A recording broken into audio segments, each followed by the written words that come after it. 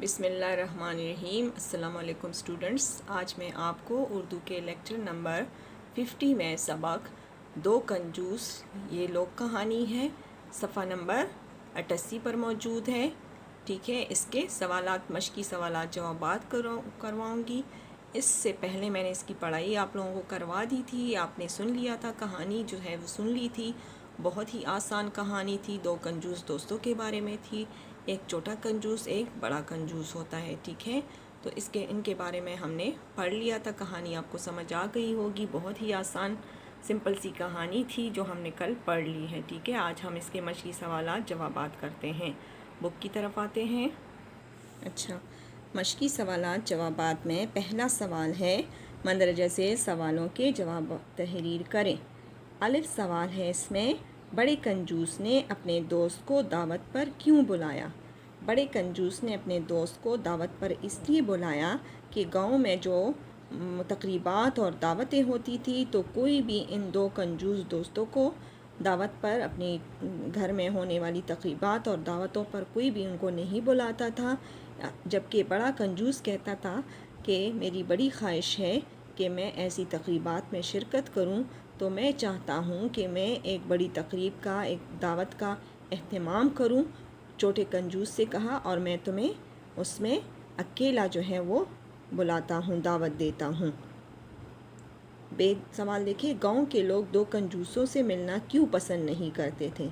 گاؤں کے لوگ دو کنجوسوں سے اس لیے ملنا پسند نہیں کرتے تھے کیونکہ ان کا خیال تھا کہ اگر صبح صبح ہی ان سے ملاقات ہو جائے تو پھر ان کا سارا دن جو ہے مصیبتوں میں گزرتا ہے، یا دن کے آغاز میں ان کی زبان سے ان دو کنجوسوں کا نام نکل جائے، یعنی ان کے متعلق کوئی بات سنے یا بولے تو پھر پورا دن ان کا ضائع ہو جاتا ہے، اس لیے وہ ان سے ملنا پسند نہیں کرتے تھے۔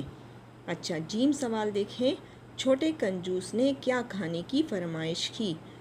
جب بڑے کنجوس نے اپنے چھوٹے کنجوس دوست کی دعوت کی تو اس سے پوچھا کہ اب بتاؤ تم کھانے میں کیا کھانا پسند کرتے ہو؟ تو چھوٹے کنجوس نے کہا کہ میری بڑی خواہش ہے کہ ہمارے گاؤں میں جو دودھ کی روٹی بنتی ہے وہ میں نے آج تک کبھی نہیں چکھی، تو میری خواہش ہے کہ آج تم مجھے وہ روٹی، دودھ سے بنی ہوئی روٹی کھلاؤ۔ یہ فرمائش اس نے اپنے بڑے کنجوس دوست سے کی۔ اچھا، دال نمبر دیکھیں، بڑے کنجوس نے دعوت میں اپنے مہمان کو کیا کھلایا؟ بڑے کنجوس نے دعوت میں اپنے مہمان دوست چھوٹے کنجوس کو کچھ بھی نہیں کھلایا، جبکہ اس نے پہلے تو دودھ کی روٹی جو ہے اس کی کھانے کی فرمائش کی تھی۔ جب وہ خریدنے گئے تو دکاندار نے کہا کہ یہ مکھن کی طرح نرم ہے، تو دوست نے کہا کہ میں مکھن تمہیں کھلاتا ہوں، لیکن جب وہاں پہ مکھن والے نے تیل سے تشبیہ دی تو اس نے تیل خریدنے کے لیے کہا، اپنے دوست سے کہا کہ تیل میں تمہارے لیے کھانا بناتا ہوں، وہ زیادہ لذیذ ہوگا۔ لیکن جب وہ تیل والے کے پاس آئے اور اس نے اپنے تیل کی تعریف کرتے ہوئے پانی کی طرح اس کو صاف، شفاف اور خالص کہا، تو پھر بڑے کنجوس نے اپنے چھوٹے کنجوس بیچارے کو کیا کہا؟ آؤ پانی پیتے ہیں، اور دریا کے پاس لے گیا، کہا کہ اب اس دریا سے تم جتنا پانی پی سکتے ہو پی لو۔ تو اس نے اپنے مہمان دوست کو کچھ بھی نہیں کھلایا سوائے پانی کے۔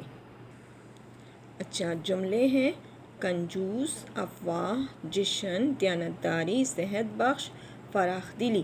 اس پہ آپ لوگوں نے جملے بنانے ہیں۔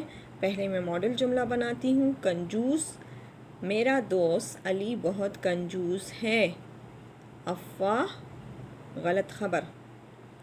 بلا وجہ یا بغیر تصدیق کے افواہ نہیں پھیلانی چاہیے، بغیر تصدیق کی کوئی افواہ نہیں پھیلانی چاہیے۔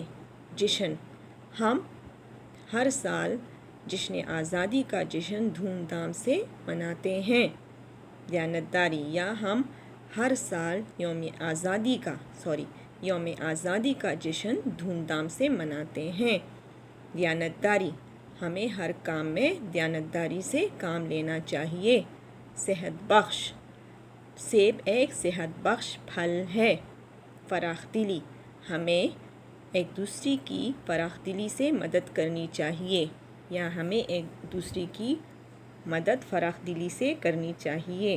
اچھا، نیکسٹ سوال ہے سوال نمبر 3، ذیل میں دیے گئے جملوں کو فعل مجہول میں تبدیل کریں۔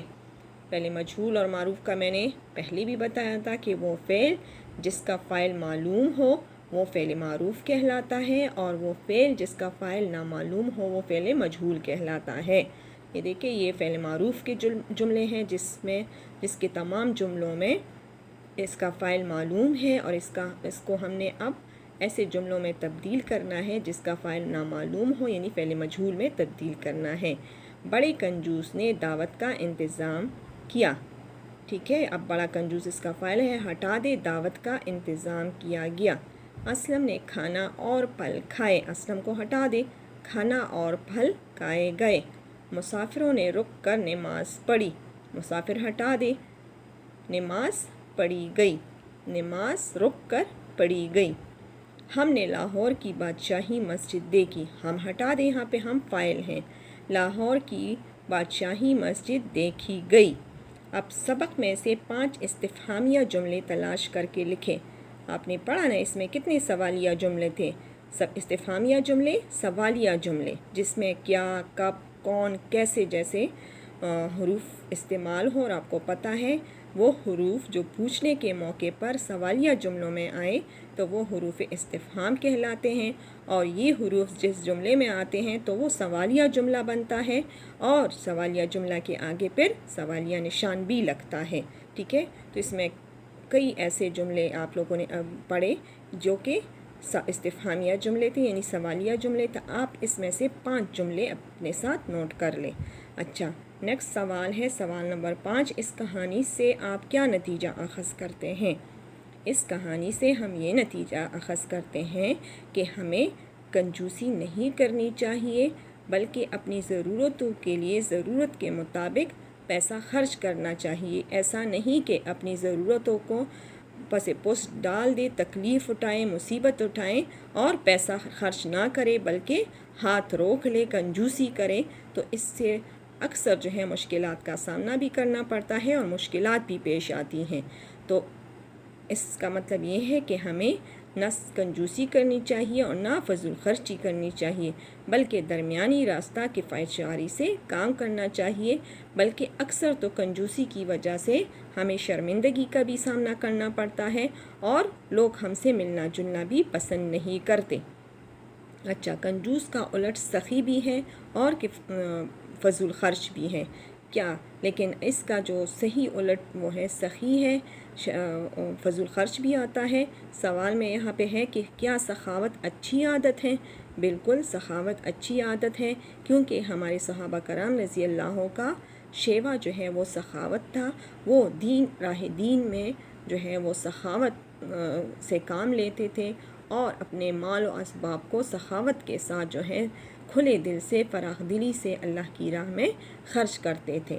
اس لیے سخاوت بہت اچھی عادت ہے، اور ہمیں بھی سخاوت سے کام لینا چاہیے، خاص کر دوسروں کی مدد کرنے میں اور دوسروں کے ساتھ بھلائی کرنے میں، چاہے وہ مالی امداد ہو، چاہے وہ بغیر مالی امداد کے ہو، ایک دوسرے کی مدد ہو، تعاون ہو، تو ہمیں اس میں بڑھ چڑھ کر حصہ لینا چاہیے اور سخاوت اختیار کرنی چاہیے، کیونکہ یہ بہت اچھی عادت ہے۔ آج کا ہوم ورک آپ کا یہ ہے کہ آپ نے جملے بنانے ہیں اور ان جملوں کو فعل مجہول میں تبدیل کرنا ہے۔ ٹھیک ہے، حروف استفہامیہ کے جملے لکھنے ہیں، الفاظ سوالات کے جوابات لکھنے ہیں اور یاد کرنے ہیں۔ ٹھیک ہے۔